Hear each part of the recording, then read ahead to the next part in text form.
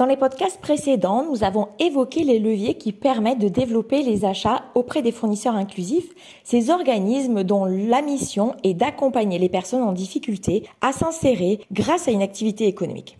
Les achats dans les entreprises ont parmi leurs enjeux celui d'être performants. Alors comment faire en sorte que ces achats soient tout aussi performants que ceux réalisés auprès du secteur ordinaire? Je suis Nathalie Paillon, experte achat responsable, et je vous donne quelques clés pour développer vos achats inclusifs de manière performante. Alors bien évidemment, pour travailler avec l'ensemble de ces structures, il va falloir adapter parfois les process et assouplir quelques règles et quelques pratiques. Un des premiers retours des acheteurs et des structures, c'est qu'il faut simplifier les formalités de réponse aux appels d'offres. Moins de contraintes permet à ces petites structures de ne pas prendre peur, comme pour les PME. Deuxième levier, augmenter les délais de réponse ou tout du moins donner assez de temps aux structures pour répondre. Elles savent faire mais ont besoin de plus de temps pour travailler en interne à l'adaptation des process et des ressources pour être sûr de produire de la qualité. Cela prend donc un peu plus de temps.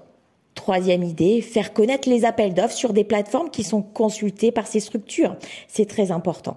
Enfin, dans la plupart des cas, il faut adapter le périmètre des consultations pour que ces structures puissent répondre sur leur périmètre géographique qui est souvent un peu restreint.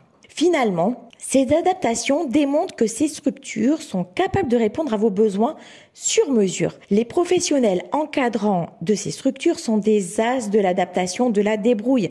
Si vous avez un besoin très particulier qui ne peut pas être fourni par un fournisseur qui pense standardisation, alors ces fournisseurs seront votre salut. Enfin, un acheteur qui parle performance pense indicateur. Les achats inclusifs sont des achats comme les autres, je dirais. Et donc, évidemment, il faut mettre en place des indicateurs de suivi de dépenses et suivre ces indicateurs dans le temps. Mais pourquoi ne pas positionner des indicateurs innovants sur ces achats quelque peu innovants? Par exemple, des indicateurs pour mettre en avant la collaboration acheteur-prescripteur, des indicateurs de progression des achats inclusifs.